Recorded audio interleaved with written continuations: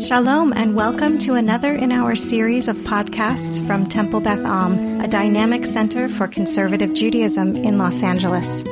This is a recording of Rabbi Adam Kligfeld's weekly Rashi study class. We are chapter 5, the book of Exodus, the book of Shemot.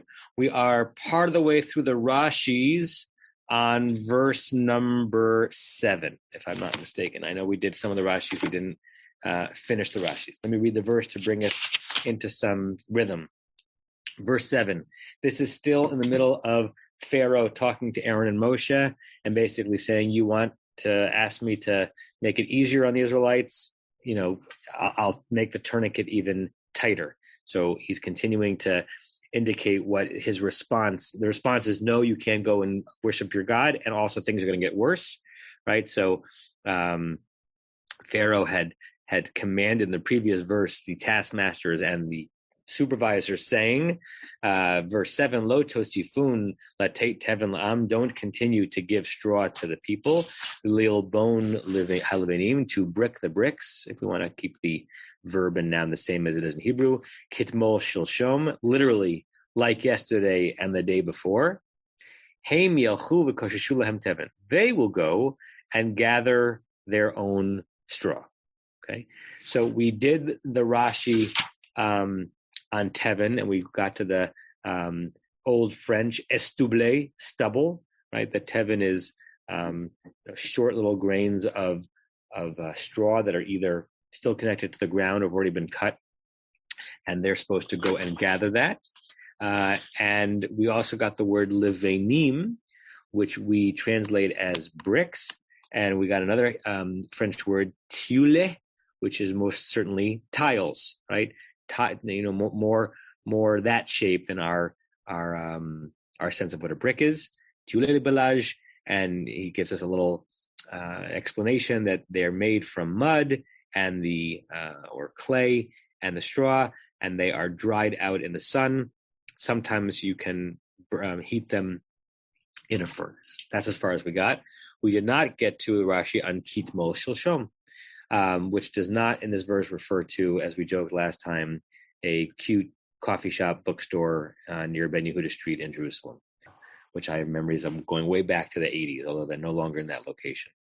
Now, this is going to be an interesting thing it's a very simple Rashi, but it's an interesting thing for people who speak modern idiomatic Hebrew, right? And also modern precise Hebrew. So the modern word for yesterday is etmol.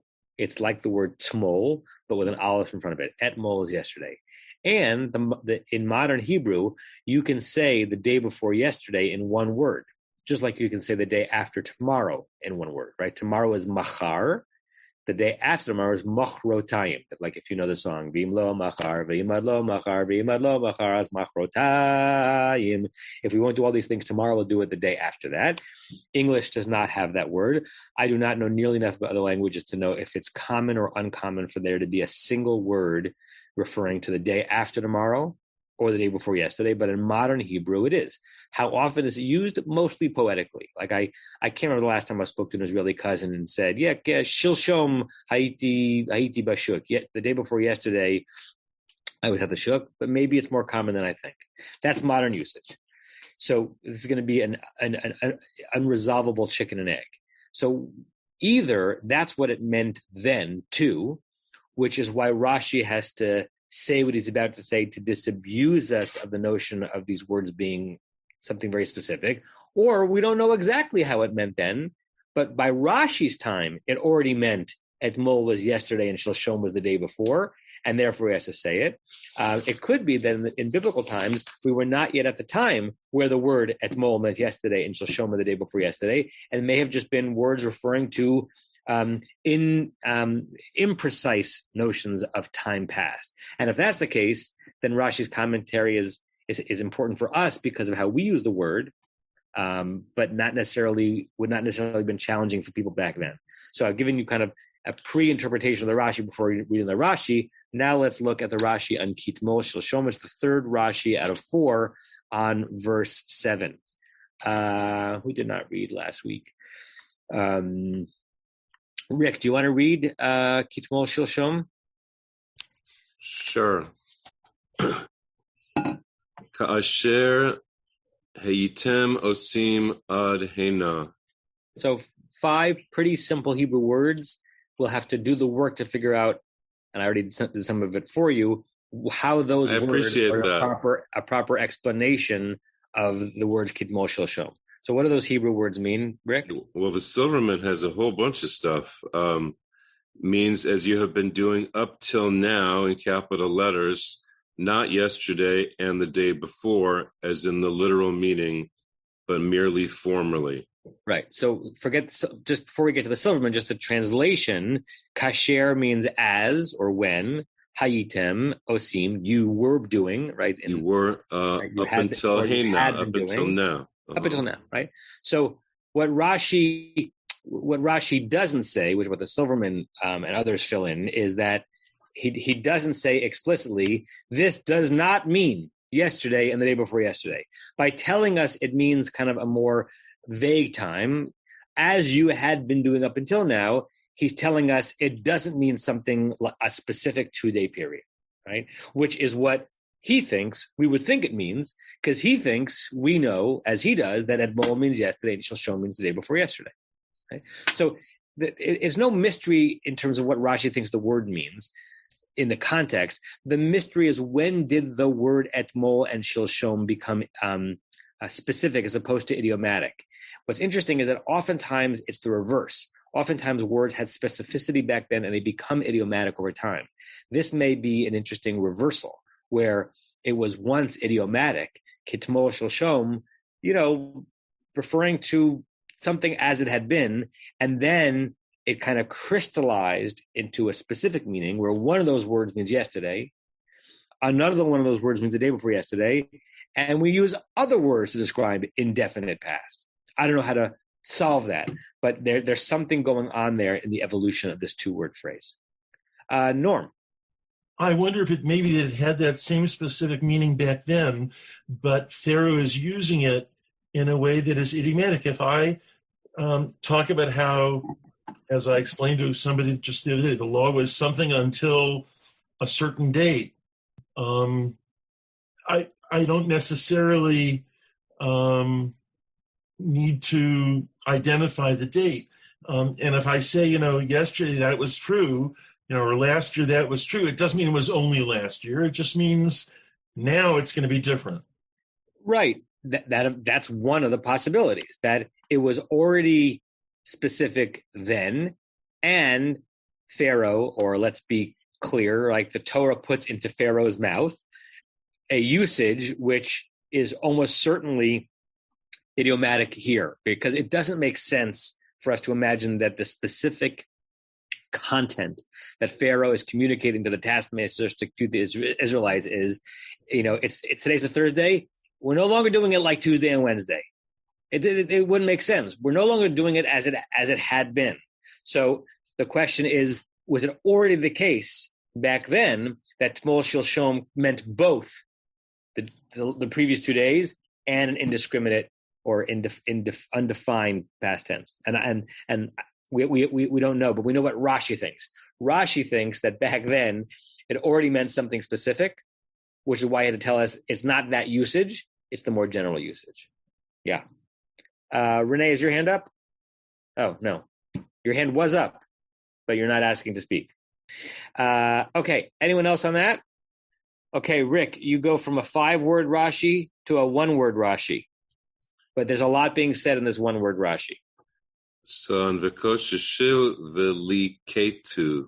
Or v'laktu. Is yours pointed as v'liketu? Yeah, I have a dot. Interesting. So The only difference is, if mine is pointed v'laktu, which is pa'al, like katvu, amru, past tense of a pa'al, the liketu would be pl, dibru, other PL verbs, sichaku. So PL is usually an intensive of the verb from the pa'al. Either way, what's the root lamed kuf tet mean? Gather. Together, like the mitzvah of leket, one of the 3 mitzvot that farmers are obligated for the betterment of the indigent population. That you have to leave things. That's That's a laner for you. That's wonderful. That you could just pick that up, Parshat and more. Wonderful. That's a Yontif laning, right? So let me ask Rick and everyone. The easiest and the hardest Rashis are the one-word Rashis, right? The easiest is we're done. He's saying it means and they gathered, but it's the hardest because that can't be all that he's doing, or it's unlikely is all he's doing. So we always have to think, what is he disabusing us of? What's the Hava Amina, the thing I would have said, such that he had to say this word, and now that he said this word, we no longer think what we would have thought. What is he accomplishing in the word, in saying that? How should we translate v'kosheshu v'laktu? Sometimes, and I don't think it's the case here, sometimes he's just vocab. He's thinking, you reader may not know what this word means. I'm going to define it for you. Something tells me this is not pure vocab, but something a little more subtle. Anybody have an idea? No? No. So let me show you a couple of possibilities for what you got Leonard and Joanna now. Oh, Leonard and Joanna, and then I'll bring up some super commentaries on the page. Leonard, Rebecca? Yeah, I was going to say maybe it gives more strength to the gathering straw activity, that's a whole activity unto itself. It's not just that they'll go and gather straw, that's kind of incidental. The whole gathering of the straw is emphasized, perhaps. So if kosheshu means lakatu, then the gathering is emphasized. But just to push back, if I, the reader, know that lekoshesh means to gather, then it's already been reinforced and highlighted. How does your translating it into a synonym, Rashi, help? Because it's not that the Torah didn't say velaktu, the Torah said kosheshu. How does this, if it's a pure synonym, help me fashion the story differently in my mind, right? So, and by the way, what I think Rashi is doing here may not be what Rashi is doing here, but I'm moved by the super commentaries that we'll bring onto the page. Joanna, what do you think? I wonder if there's a play here on the word kashet, that it's also implying that it's going to make it more difficult for them. Are you saying that that's why the word kasheshu is used, or are you saying that's what Rashi means when he says velaktu? I think the word leket is more common. That shoresh is more common. So why use a less common shoresh? Because it's creating a play on words. I see. So Rashi is really saying a lot in one word. Reader, what this word means is velaktu, and what you should intuit from my telling you means velaktu is that they must have used kasheshu for a reason, and the reason is a play on kashet. Interesting. I never thought about that. Something tells me Rashi would have spelled it out a little bit if that's were his intention, but who knows? We can interview Rashi and ask him. Let me share with you what one super commentary says on this. Okay, so here's our verse. Here's the Rashi, V'kasheshu v'laktu, and this is the commentary on the Rashi by the Mizrahi, one of the super commentaries on Rashi. And he says, V'kasheshu v'laktu, meaning this is where my cursor is the quote from the Torah. V'laktu is Rashi. V'kach peresh lekoshesh kash leteven lilkot litsurat. I'm not sure exactly what that means. Teven hatit kilo yitachen sheyeh perush kash miteven. So go to the second part. It says it doesn't make sense. Mizrahi saying that the translation of the word kasheshu, despite the fact that the word kasheshu has the word kash in it, straw. So Mizrahi thinks it's connected to straw, kash, not kasheh, hard, means that kasheshu only means to gather a straw, meaning that it's only kash miteven, velo inyan leket, and that it's a double negative. It doesn't make sense to say that the word lekoshesh does not mean also general gathering.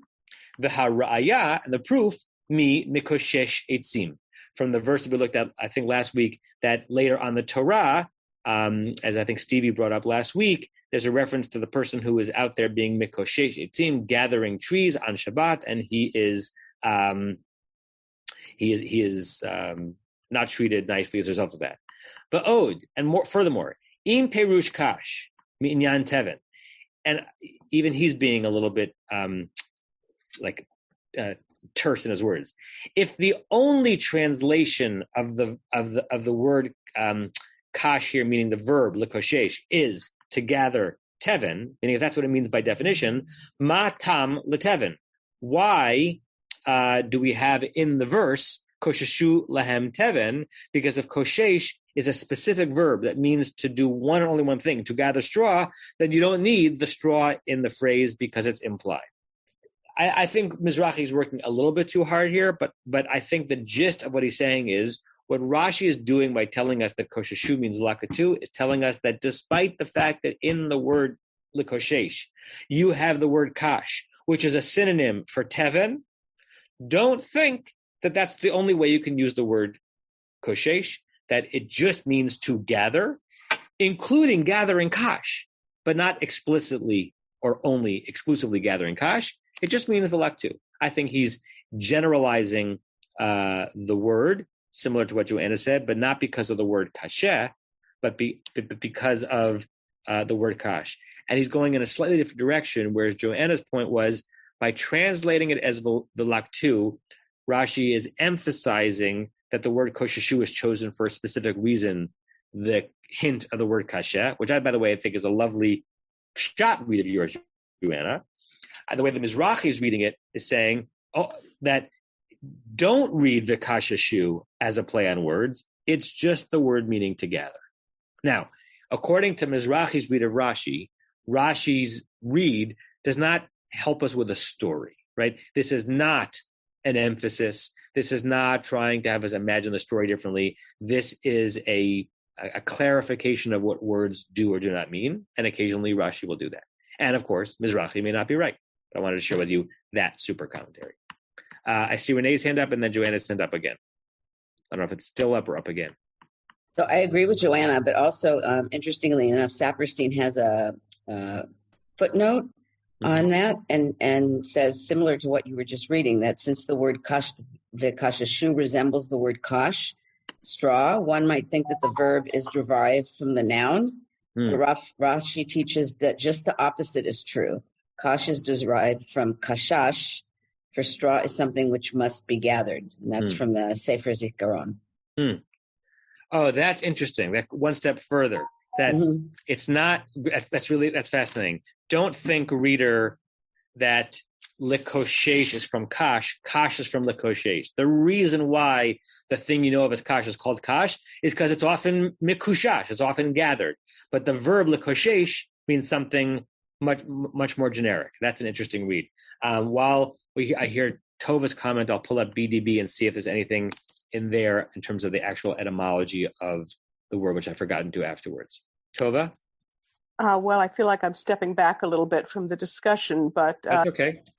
Just going back to the discussion about Kitmol Shilshom,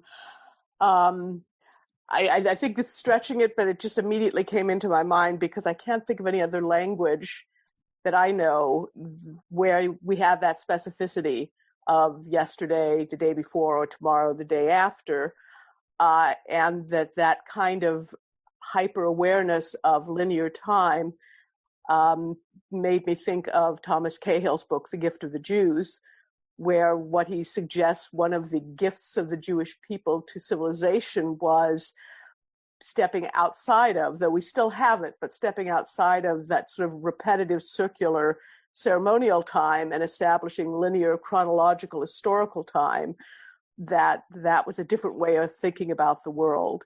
And points to that the Torah was assembled in such a way that it's chronological compared to the Quran, for example, which is deliberately unchronological. So that we have language that's so specific just resonated to me of that notion, which I found interesting. That's that interesting. Thank you. I'm glad you brought us back there. Let me then jump forward again and show you what BDB says, because this is a really interesting, very nerdy and pikayun, but interesting machloket about kash, kasheh, kashash, and the relationships between them. So this is BDB again, the Brown Driver Briggs Biblical Dictionary. So first, kashash. I forgot about this one, and I think we mentioned this very briefly last time. That the first definition of kashash in biblical Hebrew is to be old and dried up, and maybe that's why kash is from kashash, because it's old and dried up straw as opposed to verdant wheat stalks that are still in the ground, right? Like the place in Jerusalem, Yad LeKashish, that we spoke of last time. So in this first definition, he doesn't say anything about the verb kashash, meaning to gather. He does have the noun that comes from it, stubble or chaff. There's our word stubble, estouble, meaning BDB thinks that the reason why one of the words for straw is kash, including, look, he gives our connection here, lekoshesh kash, leteven, is because of the root kashash, meaning old and dried up, not gathering. But then he gives us another possibility that underneath that, there's the verb kashash, not meaning to get old, but to gather stubble. And then he gives us our exact verse, v'kosheshu lahem teven, that they should gather as stubble for stubble. So the BDB is a little bit unclear if the main root here is the notion of something withered or gathering. And here on his second definition of kashash is to gather yourselves, to gather together. So it's we have to leave it as a teku. And again, it doesn't change so much our understanding of the scene, but it helps us just once again peer into like it's like when you're looking at a star, the light from the star, you're looking into the past. It helps us peer into the past as sounds formed meaning and formed words. And we'll never be able to answer it with 100% clarity. Okay, letter Rebecca and then Renee, and then we'll move forward. So I was just going to say that my dictionary agrees with Rashi that kash comes from kashash, and it all comes from the word meaning to dry up or to wither. So straw is something that's dried up and withered, and so is an old person. They all related to each other. Yeah, well, except that I'm not sure that that's what Rashi thinks. I think Rashi thinks that kashash just means to gather, which is why he's translated that way. But we've had several possibilities as to why Rashi's saying what he's saying. But I hear the point about the dictionary, that he's more connected to the first one of the BDB definitions of to dry up and wither. Good. Okay. That concludes verse 7. Well done, everybody. Let's go to Barbara. Welcome back, Barbara. How are you? Fine. I just wanted to throw in what I learned from Jared last week, which fits this. I just was thinking it fits this with what you were saying with the definitions. Teven is wheat that's green still, is growing and alive, whereas kash is dried straw. I just thought I'd throw that in. Yeah, I remember you telling this in shul. Yeah. So which one? So Teven is green and a lot and more alive, and kash is the dried out one. Yeah, right. And kashit is the straw that you drink out of. Mm-hmm. Yeah, in modern Hebrew, it's mostly kash, not kashit. Kashit might be like the word in the dictionary. I've never heard an Israeli refer to a kashit when asking for a straw at a restaurant, but there are lots of words that are in the category Ivrit Shel Shabbat, right? The formal words that would be spoken around a Shabbat table as opposed to colloquial Hebrew. But that's interesting. I have to ask my Israeli cousins about kashit the next time I see them. Renee, your hand's up again. Since you're talking about different types of Hebrew, I'm thinking of, there's a expression people say when you ochel kash, that it's not, if that translation of it plays into this at all. What does that idiom mean? Like difficulty. Difficulty to le'echol kash? Yeah, but not literally le'echol, not literally to eat, but just like going through some kind of a difficult situation. Huh. Yeah, it kind of makes sense in my mind how that could be, like eating like the lowest, most, unsatisfying food could be a metaphor for that. But idioms are wonderful because they started somewhere. They all have an origin point, right? Well, I mean, maybe it's because straw is, dry and brittle. So when you're doing, going through something difficult and hard, it's also brittle. Yeah. Great. Just a thought. Okay, let's go to the next verse. Larry and Diane, are you not on the screen? Are you available to read the next verse, or are you out somewhere? We're on the way to the airport, taking me to the airport to go see my mom in Seattle. Oh, safe travels. I will not call on you to read the next verse. Thank you. Let's see. We haven't heard from Sue yet today. Sue, do you mind to read verse 8? Yes, verse 8 in the regular in the Torah. In the Torah, and this will actually be a particularly appropriate verse for you to read and translate, as we'll see in a second. Okay. Ve'et matkonet.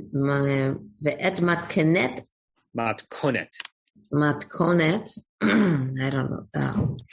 Ve'et matkonet halevanim asher emosim tmol shilshom tasimu aleim lo tigra'u mimenu ki nirpim hem al ken hem tzoakim lemor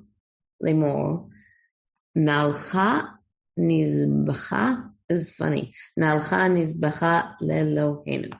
Nelcha, not nalcha. Nelcha. Yeah. All right. Nelcha. Matkonet, you know the word matkonet? Matkonet.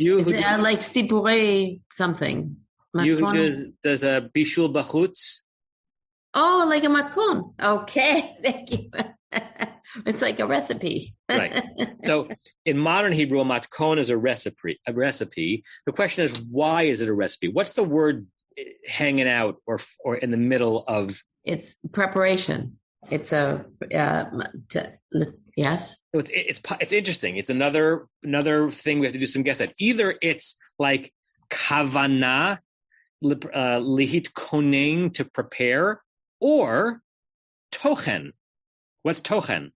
Content, right? So it's unclear to me if the modern Hebrew word matkon, which is a recipe, and this biblical word matkonet is from the kaf vav nun root, meaning to intend, or the taf kaf nun root, which means to prepare, or the contents of something. What about tikkun, to fix something? That's what kuf. Oh. Kuf, yeah. Interesting homophone or evocative, but a totally different root. Yeah. So given that, what do you think the phrase Sue, ve'et matkonet halaveinim asher heim osim means? And the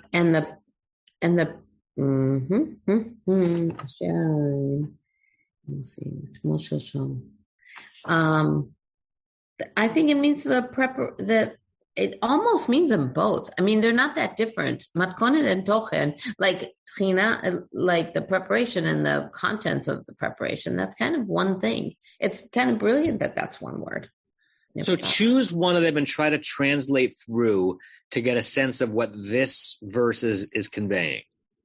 Like, so what we know is that the tone of the verse is that Pharaoh is once again articulating how he's about to make it harder on the Israelites. I think it's the preparation. I think it's the mixing of the straw and the mud and the schlep, and the schlepping comes in a second. But I think it's the stirring and the mixing and the heavy tools and all of that. So now put that in and translate the verse. Okay, so the preparation of these bricks, this sludge. It must be bricks, right? Yeah. That they make yesterday and the day before. Tasimu aleim, put that on them. Put it on them. Right. Lo tigra'u mimenu. What does garua mean? Gimel reish ayin. Make it worse. Right, but worse I would translate it as less. Tikru, to make it don't make it less. Yeah, and don't lighten it. Don't lighten their load. Oh, look, okay. In modern Hebrew, garua means awful, but it has to do with a lessening, and we have that in Parshat Pinchas regarding the how allotments of land are going to be increased or decreased based on marriages between the tribes. Okay. It seems funny though, because I think garua bioter. It seems like not a lessening, but a mooring. I know. We have it in the wonderful story of Bnot Slofchad, when the daughters of Slofchad, those 5 daughters who petitioned Moshe for land because their father died without male heirs, they basically say, why should our portion, Yigareya, be reduced simply because dad only had daughters? Okay. Okay. And if you look quickly, okay, I get it. Look quickly at the Onkelos. Look at the third. Well, we might be looking at different ones. La timnuun mine. So Onkelos translates garua, gimel resh ayin, to mem nan nun ayin, which means to prevent, to hold back. So don't hold back from them. Don't make it less than for them. Okay? Key? Because they're napping. They're what? Napping. Tell me, that's interesting. Why'd you translate it that way? It's because I don't know. It sounds like something that I hear in my life. But is that a phrase is that a word you know yes. in Hebrew? And when someone says someone is near pa, they're napping? Yes. I did not know that. That's great. That's really great considering what we're about to try to explore. What do you think the 3-letter root of nirpim is? It sounds like refuah. If there were an aleph in there, it'd be refuah. But if without the aleph, it's probably resh pei hey, where the hey is dropped off. And rafeh means soft or lax, right? Sometimes we talk about certain vowel sounds that are rafeh rather than the harder ones, right? So it's interesting. I never knew that near peh is someone who's napping. Maybe the jump is from softness to laziness to napping. But something like I'll have to find out exactly why that sounds like that to me, but my human speaker is not here. Okay. Something like that. Yeah. So Akim Lemor, then they are yelling, saying that they want to go and make sacrifices to their God. Good. Okay. And I think the alkane is significant because the alkane is a therefore, right? So whatever ki nirpim means, it's turning into, since they are nirpim, they have that's time the to reason. Right. That's the reason why they're shouting out saying, hey, we need to go daven to our God. Yeah. Okay. Mm-hmm. All right. So can we go back a second? Because that was a little choppy, so I didn't really get exactly what I just said.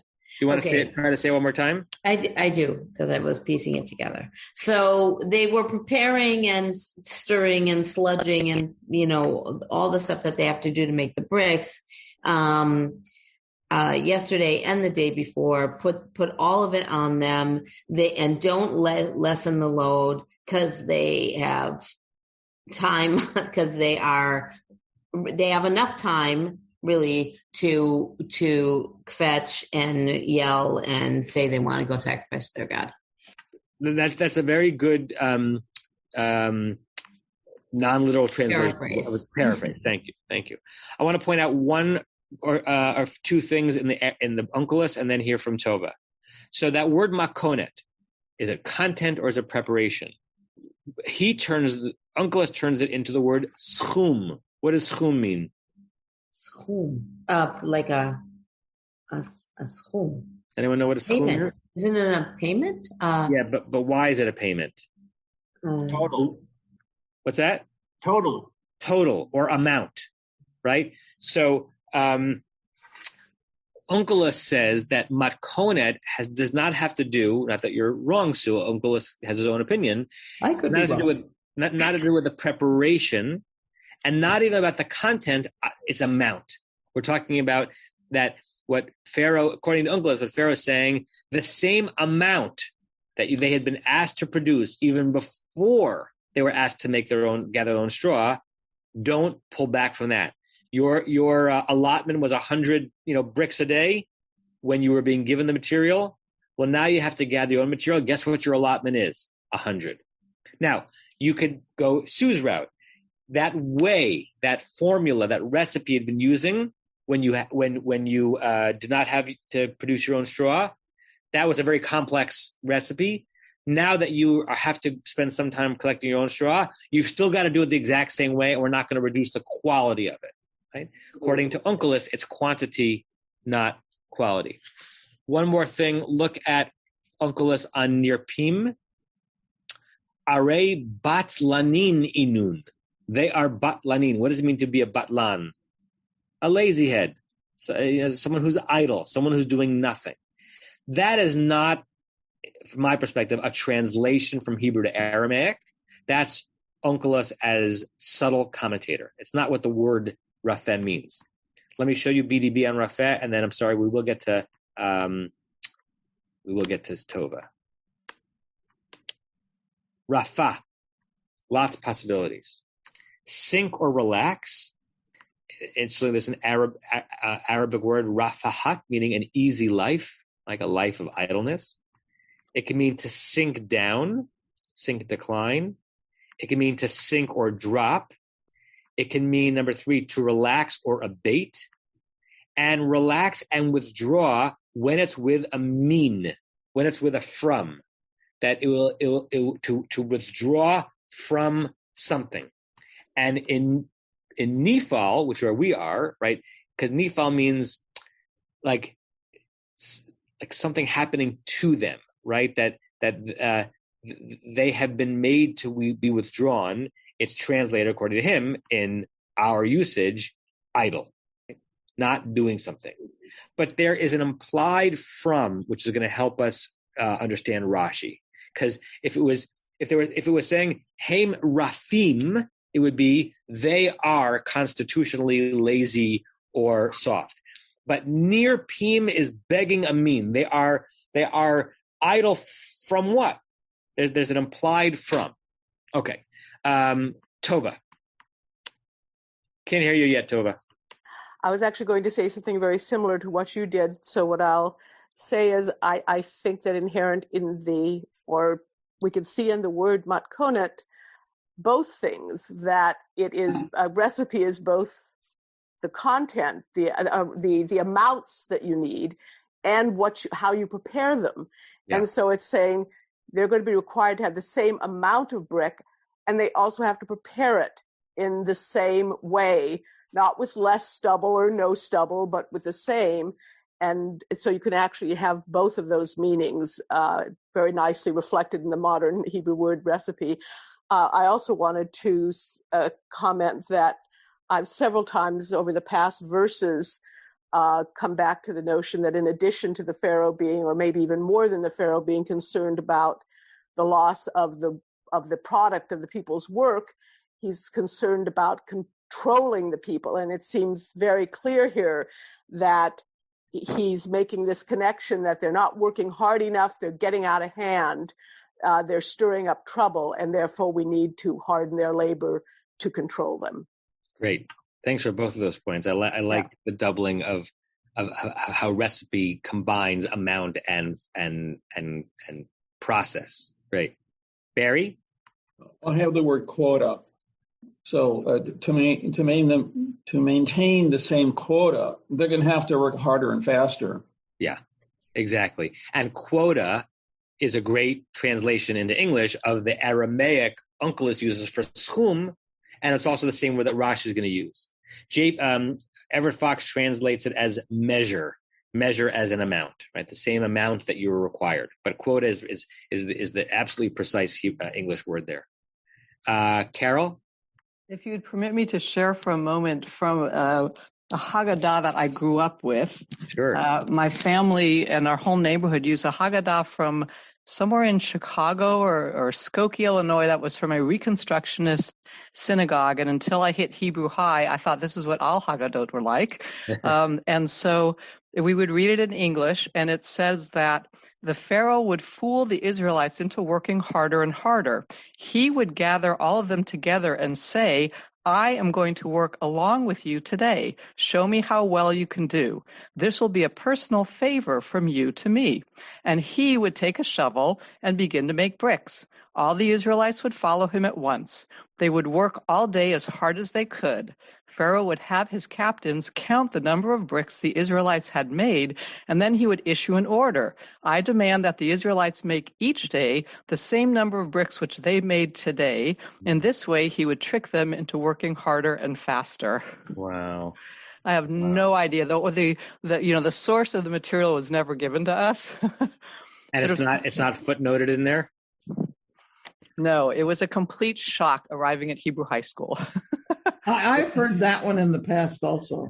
Really? That is a wickedly clever and a cleverly wicked ruse, right? To make the standard be that how hard you would work if I were watching you every minute. I mean, we could really relate to it because, the kids, we all work harder if parents or teachers are working. So, I mean, as a child, it was very relatable. Yeah. But I was amazed at sort of the liberty they took in this Haggadah until Joel Rembaum and Elliot Dorff were sort of going over the real deal with us. We came home and said to our parents, "Where did you get this from?" You were really slumming it when it came to Hebrew high teachers. You had Dorff and Rembaum. Once again, that reading is evocative of that terrible scene in Schindler's List, where Goethe requires the Jew to say, "How if that's how quickly you could make this pot, how come your quota is only this much today?" It's wicked.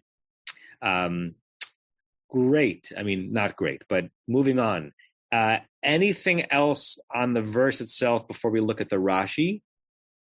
Rashi is going to do something in reverse order here. He's going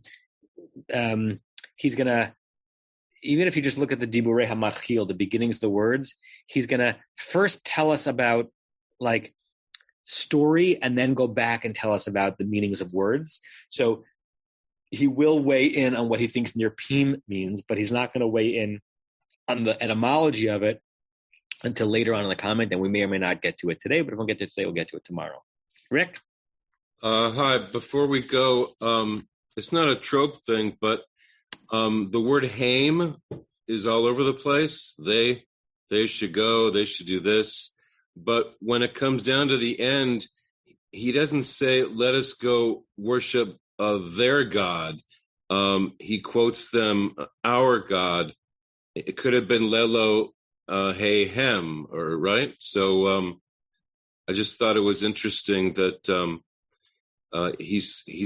he quotes them, let us go worship our God, when he was saying they, presumably to his court, to the taskmasters.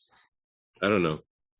I think the way you would punctuate that verse is that he puts after the word lemor quotation marks. They say, quote, Nelcha nizbacha Eloheinu, in which case Pharaoh is speaking in their voice, and that's a choice, and of course that's a choice of the Torah to put that in Pharaoh's voice, to put that in their voice. Yeah. So you're saying that is an interesting context between they and then our. Yeah. Well, he could have said it. They want to go worship their God, but he's quoting them directly. I don't know. It just seems off where he's saying they should do this. I mean, if you see all the times the word haim is there in the last couple sentences, you would have expected the haim suakim lemor, lalechet v'lizboach leEloheihem. Yeah, something. Yeah. I don't know. Yeah. Okay. Sue, you're up for the Rashi on Matkonet Halavenim. And the first thing Rashi does, just to give away the story a bit, is to go the route of Onkelos and weigh in on what he thinks Matkonet means. Okay, Matkonet Halavenim. Schum cheshbon halavenim, she'aya kol echad oseh layom, כשהיה התבן ניתן להם, אותו סכום Tasimu ale oto schum, right? Keep reading. That's that part. Oto schum tasimu alehem. Tasimu alehem. Gam ata. Am I in the right place? Yeah. Gam ata lema'an tichbad avoda alehem. Okay. He says it's the amount. He says it's the amount of the bricks, what they're actually producing, that everybody made every day, that everybody made per day, and that when they got the straw. Right. So the same amount that they had been producing when they were given the basic ingredients. Otoschum. The total, the same amount. That very same amount. You shall put on them that they were making. Yes. Oh no. You should put on them now also. Right. Why? So that there'll be more. So that it'll be heavier work. Right.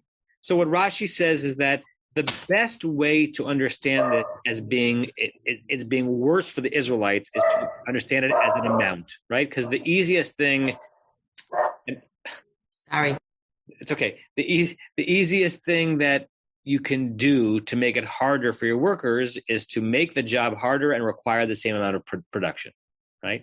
So so he's made the job harder by giving them more work to do, but he has specifically not lowered the quantity of the production.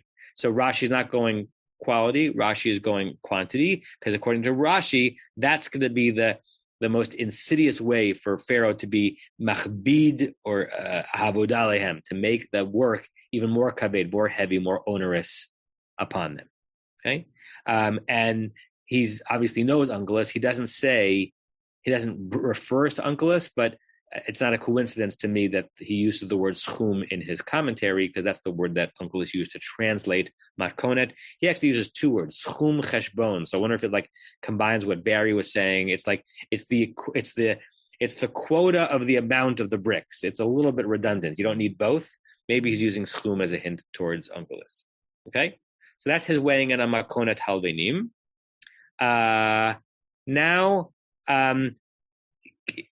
On Kinyer Pim, just notice that he says that is it two dibur? Yeah, he has a dibur matchil Kinyer Pim, and then later down he has a dibur matchil near Pim.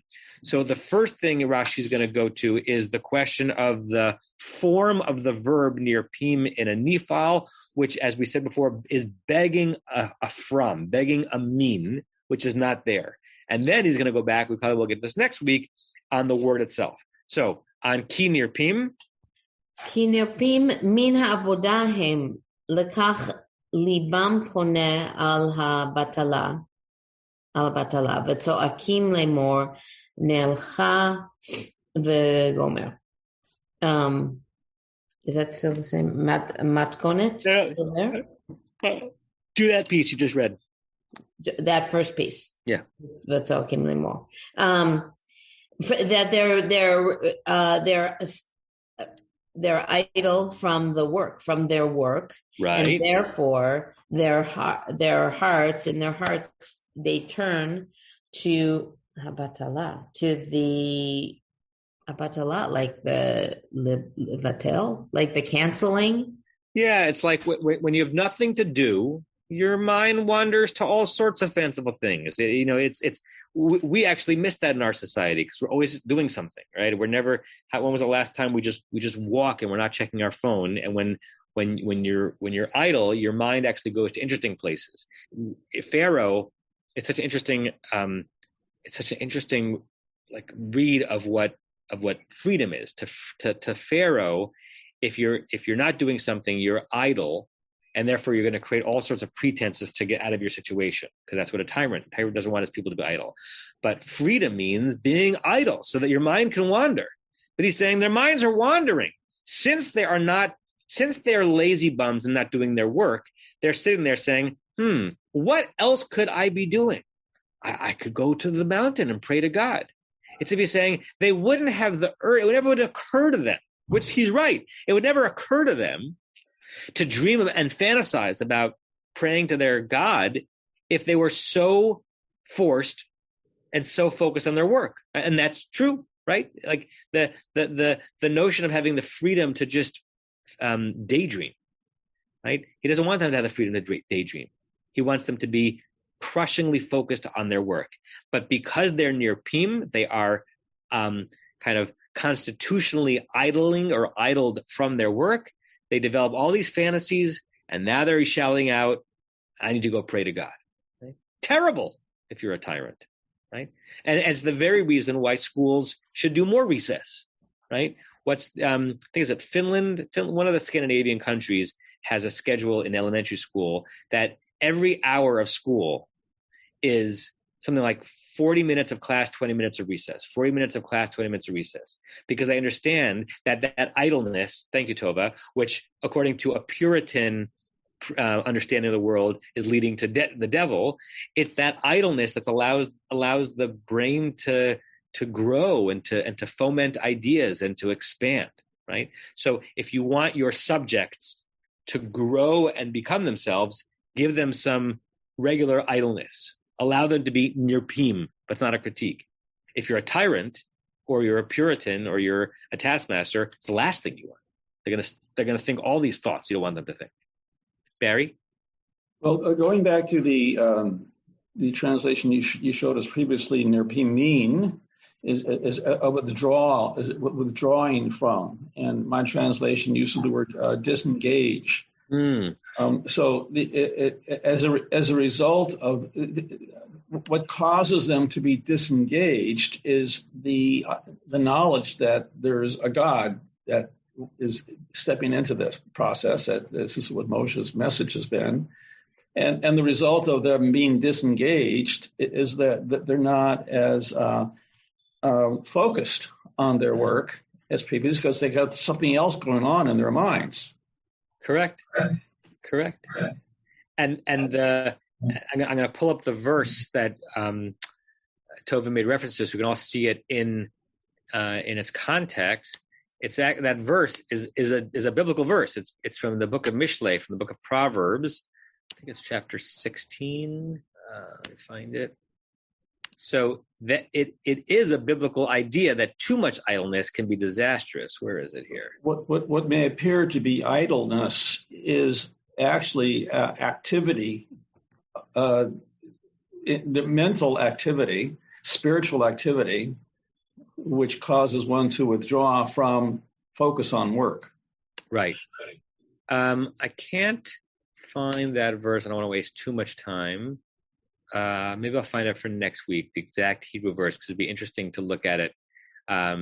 Because here, that notion that the idleness allows you to dream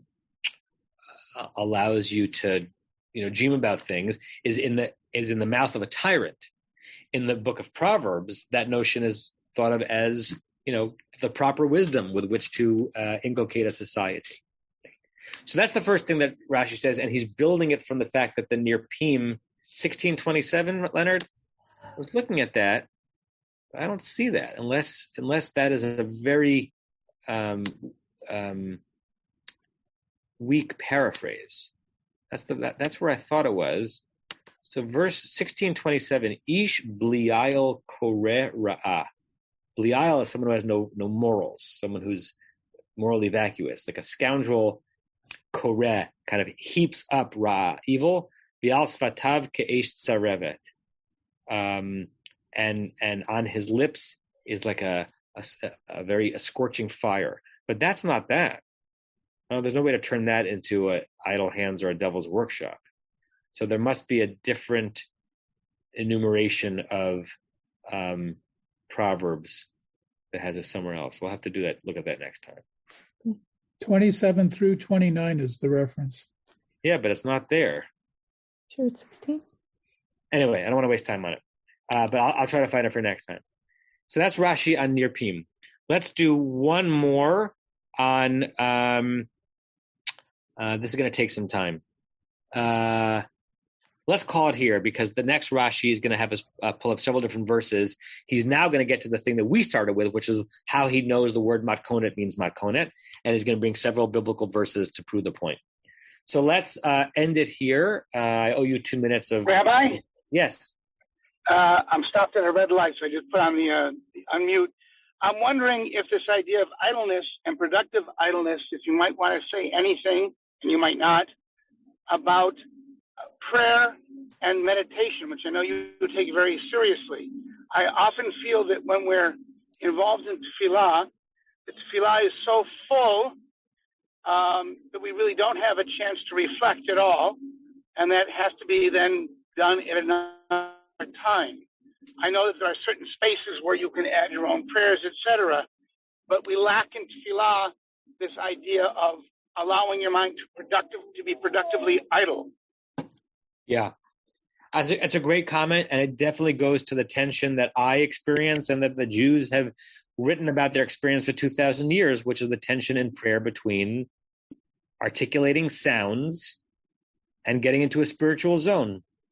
And sometimes too much empty space means that your mind is not thinking about God, but thinking about the game, right? So that the matbeah, the coined liturgy, right? The word matbeah for what the liturgy requires of us is the same word as a coin, like something that's been regulated, is helpful because it makes us say these words and not idle words.